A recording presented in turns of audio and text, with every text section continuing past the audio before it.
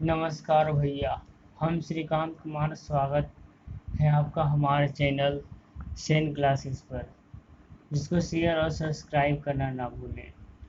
बात हो रही थी क्लास 10th के सिविक्स का पहला चैप्टर, सत्ता की साझेदारी। ये इस चैप्टर का दूसरा वीडियो है। अगर फर्स्ट वीडियो देखे हैं तो इस वीडियो में आपको मज़ा आने वाला है। थोड़ा पिछली बातों को रिपीट कर लेते हैं कि कैसे बेल्जियम और श्रीलंका पेंच में फंस गया, और आज बात करेंगे कि इस पेंच से कौन बाहर निकला और कौन इस पेंच में फंसा ही रह गया। चलिए, सबसे पहले अपना पड़ोसिया श्रीलंका श्रीलंका को देखते हैं। श्रीलंका के लोग सिंहली भाषा बोलते थे, और जो लोग भारत के तमिलनाडु से श्रीलंका में जाकर बसे, वे लोग तमिल भाषा बोलते थे। और दोनों में बड़ा टेंशन चलता था, क्योंकि सिंहली को तमिल और तमिल को सिंहली समझ में नहीं आता था। ये बड़ा ही विकट समस्या थी। सेम यही समस्या बेल्जियम की थी, जिसमें फ्रेंच और डच में काफ़ी विवाद चलता था कि फ्रेंच को डच और डच को फ्रेंच समझ में नहीं आता था।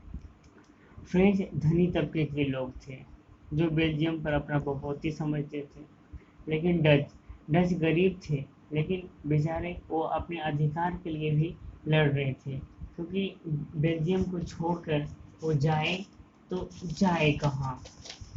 और देखते हैं कि श्रीलंका क्या किया और बेल्जियम क्या किया, कौन फंसा और कौन इससे निकल गया। तो सबसे पहले अपना पड़ोसिया श्रीलंका को देखते हैं। श्रीलंका छोटा देश था, छोटा दिमाग था, और सिंहली भाषा लोग और यहाँ के सिंहली भाषा लोग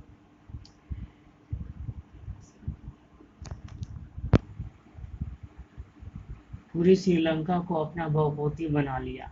यहाँ तक कि 1956 में कानून बनाई के पारित करवा दिया कि श्रीलंका में सभी काम सिंहली भाषा में ही होगा, सब नौकरी सिंहली भाषा के लोग ही करेंगे। सिंहली बौद्ध धर्म मानते थे, जिसके कारण बौद्ध धर्म का ये भव्य आयोजन किया जाता था।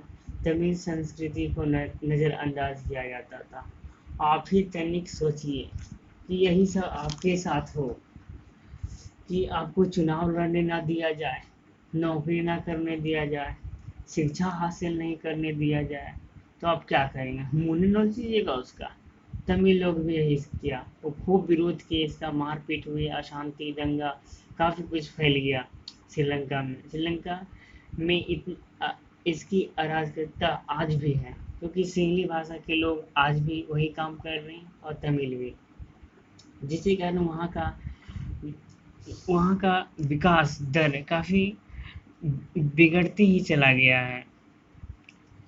और बेल्जियम बेल्जियम तो ही होशियारी दिखाई।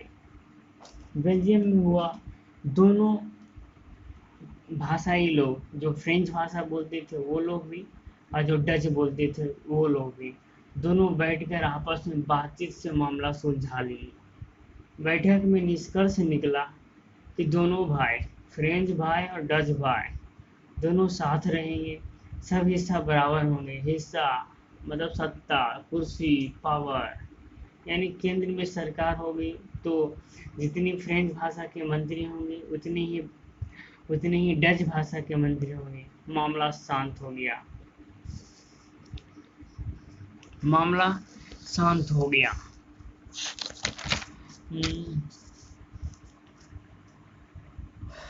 केंद्र सरकार में दोनों की बराबर मंत्री थी, और राज्य सरकारें केंद्रीय सरकारें के अधीन हो गई।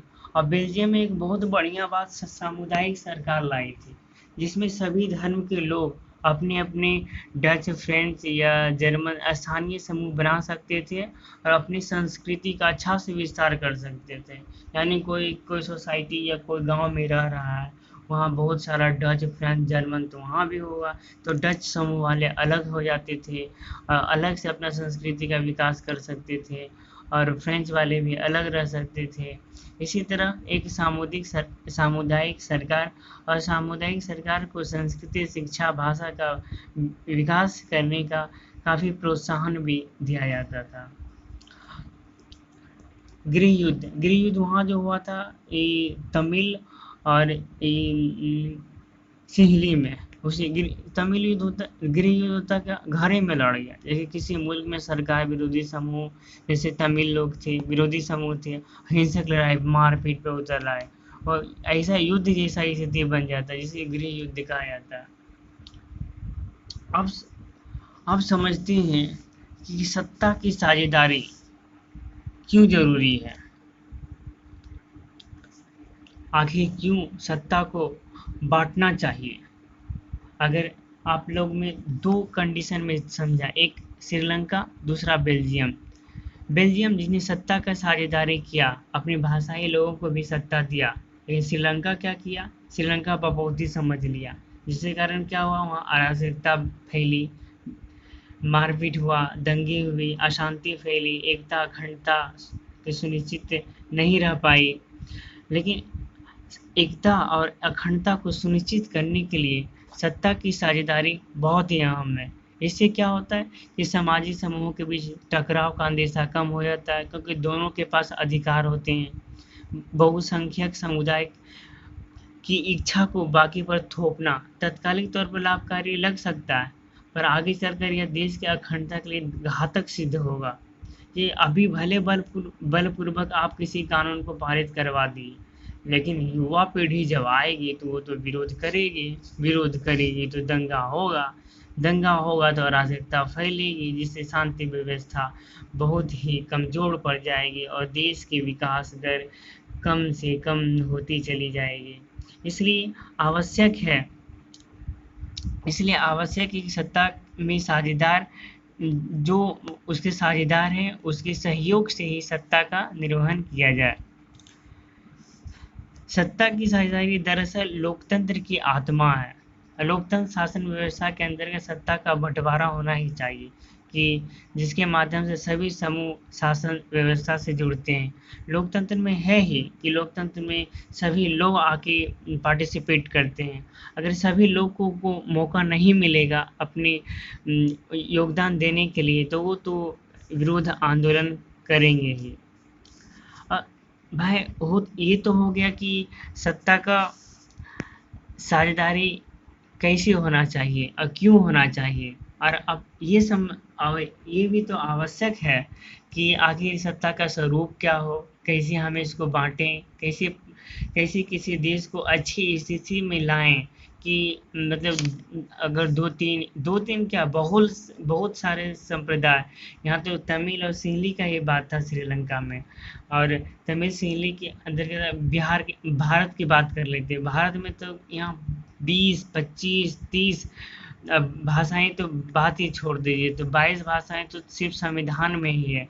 अगर बांटना स्टार्ट किया जाए तो कितनी टुकड़ी हो जाएंगे, लेकिन नहीं, भारत में एक अच्छी मतलब सुव्यवस्थित तरीके से सरकार को चलाने का निर्णय लिया गया।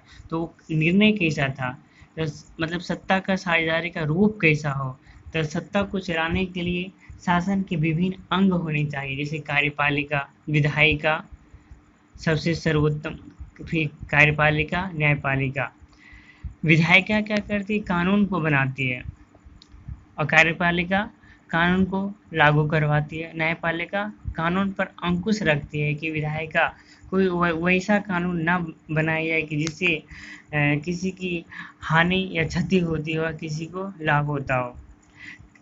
और कार्यपालिका ही न्यायपालिका का नियुक्ति करता है कि कौन न्यायपालिका होगा। कार्यपालिका का प्रमुख राष्ट्रपति को माना जाता है, और राष्ट्रपति ही सुप्रीम कोर्ट के जज, हाई कोर्ट के जज को नियुक्त करते हैं, जिसके कारण ये तीनों में आपसी कॉम्बिनेशन बना रहता है, जिसके कारण यहाँ अराजकता फैलने का कोई विचार ही उत्पन्न नहीं होता। और सत्ता का बंटवारा, अब भाई शक्ति में तो शक्ति का बंटवारा ना किया जाए, सिर्फ एक ही व्यक्ति को अगर शक्ति सौंप दिया जाए तो ये बहुत ही दयनीय स्थिति हो जाए कि अगर वो व्यक्ति ही निरंकुश निकल जाए तो पूरे देश को चौपट कर सकता है। जैसे सत्ता का बंटवारा को जैसे केंद्र स्तर पर अलग से है मोदी साहब, अभी राज्य स्तर पर अलग से है मोदी साहब, पंचायत स्तर पर अलग मुख्यालय होते हैं, जिसके कारण क्या होता है शक्तियाँ बटी हुई है, जिससे निर्णय लेने में आसानी होती है, विकास दर काफ़ी बढ़ते जाते हैं। कि अगर कोई नेशनल लेवल पे कोई निर्णय लेना हो, अगर पाकिस्तान से युद्ध करना हो कि ना हो, ये तो केंद्र सरकार की बात है। और अगर ऐसा हो कि तीनों मिलकर कर लिए, अब पाकिस्तान से युद्ध करने की बात आए तो राज्य सरकार से पूछेगी, पंचायत से पूछेगी, एक तो फिर बहुत ही लेट लग जाएगा। तो एक ऐसा ऐसा मतलब सूची बना दिया गया कि कौन केंद्र सरकार कार्य करेगी, कौन सा काम राज्य सरकारें करेगी, और राज्य सरकारों को कोई अधिकार होगी कि वो कौन सा अधिकार पंचायत को सौंपती है।